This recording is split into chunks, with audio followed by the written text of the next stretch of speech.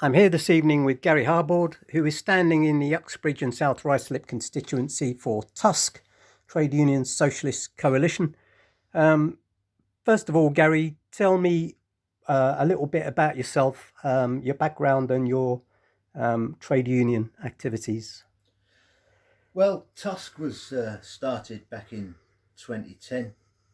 It was launched by the then General Secretary of the Rail, Maritime and Transport Union, Bob Crow, in conjunction with a number of other socialist groupings. And it was formed primarily to give working class people a vote, working class people a voice, because Labour at that time, as it is this time, were not cutting it for our class.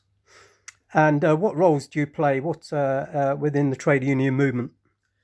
I'm a local political and industrial activist. I'm a member of the Rail Maritime Transport Union, Piccadilly and District Line West, their political officer, and I'm also the secretary of London Underground train grades. And roles locally? I'm a chair of Hillingdon TUC. We reformed that about 3 or 4 years ago, and that's been extremely active in the number of local disputes that have been kicking off over the last couple of years. So getting down to TUSC and what it stands for, let's say on the utilities, let's talk about the utilities. That's something that people are looking at these days, and quite alarming. Some of the reports that come out around the profits and the cost to customers. What would be the TUSC position on things like gas, electric, water and transport?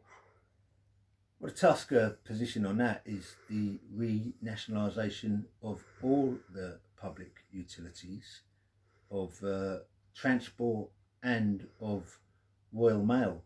In relation to the public utilities, the gas and electric has gone up massively over the past 18 months. And that money is being fed into the shareholders' pockets and fed into the bank accounts of the CEOs of those companies. And so what would be our position on what would we do about that? We would renationalise them. But it's important here, I think, to stress that renationalisation would be done, but we would not be paying out for those huge shareholders, many of them hedge fund managers, many of them banks that have invested in these companies. They would not be getting a penny in compensation in relation to bailing out those utilities.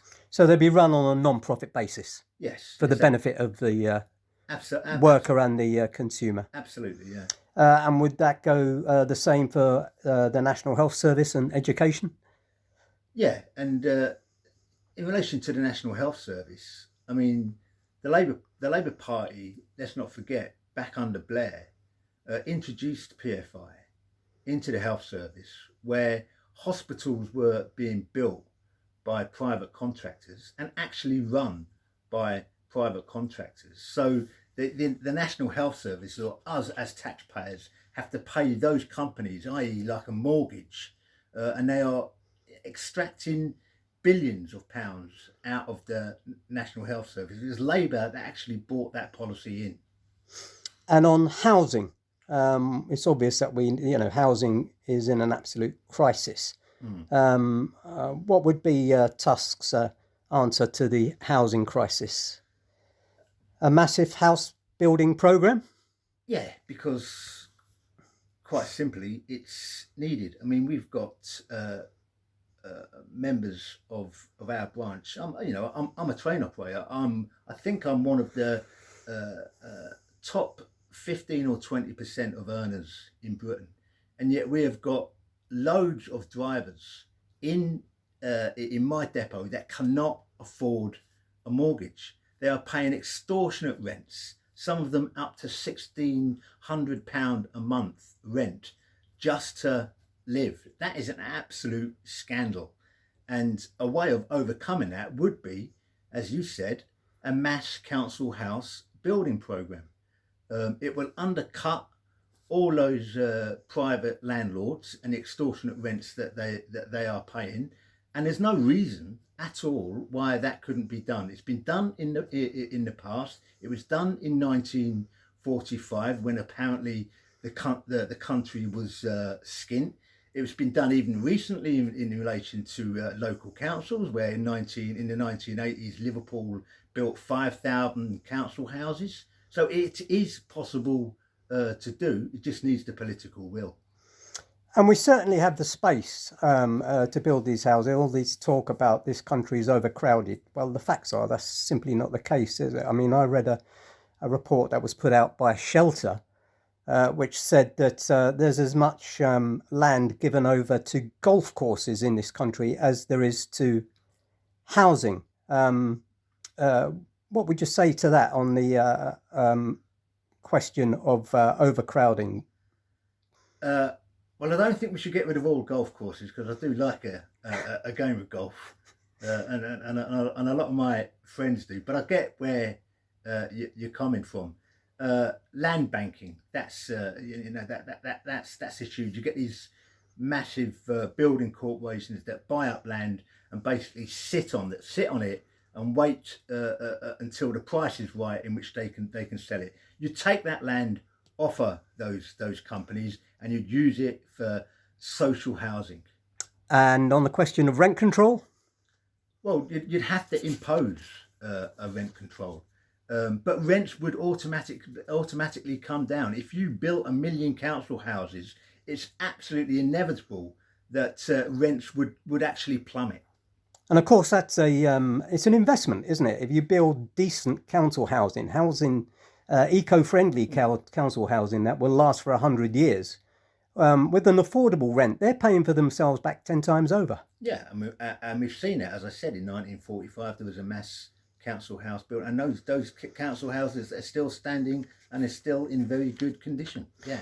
Another question that has come up in this election is Gaza and this country's foreign policy. When it comes to the Labour Party, what would you say about the position of the Labour Party when it's come to hanging on to the shirt tails of the United States and foreign policy? It's utterly disgraceful. The Labour Party in the past used to have a position for international peace. It would back the likes of CND, and the position that Starmer's taken at the moment, basically uncritically and complicitly supporting Israel's genocide in Gaza, is a stain actually on the Labour Party, and it's no wonder that so many Muslim voters are turning their backs and looking at independent candidates. On the issues of spending and how you spend on these programs that we're talking about, I've seen Keir Starmer talk very much like Liz Truss when he's talked about paying for these programs as light as they are under the Labour Party by growth, and that growth will pay for the investment. And yet, when it comes to paying up for NATO, for example, he's been asked to put extra 25% on arms spending. The money comes out of nowhere. What do you say to those who say that, where's the money coming from? Well, you've only got to look at the Sunday Times rich list to see how much wealth there is in this country. I mean, Rishi Sunak, I think, is within the top 350 wealthiest people. I think his personal wealth is around 150 million. But the tops of the rich list have figures of 24, 28 billion pounds. I mean, this is a wealthy country. We need to ultimately take the wealth off of those people and use it for the public good. And you cannot do that under capitalism. If you stay within the confines of capitalism, as the vast majority of those parties standing are, then you cannot do that, because all they will do is take their wealth elsewhere. You have to own and control the means of production and the factories and so forth. And come July the 5th, it looks increasingly likely that Keir Starmer will have, although not certain, a majority government, but he will certainly be the Prime Minister. Yeah. What do you think will change on July the 5th under a Labour government? Well, actually, that's when it's going to start, isn't it? Because we've had 18 months, 2 years of huge industrial unrest, the biggest industrial unrest in a generation. And those issues have not gone away.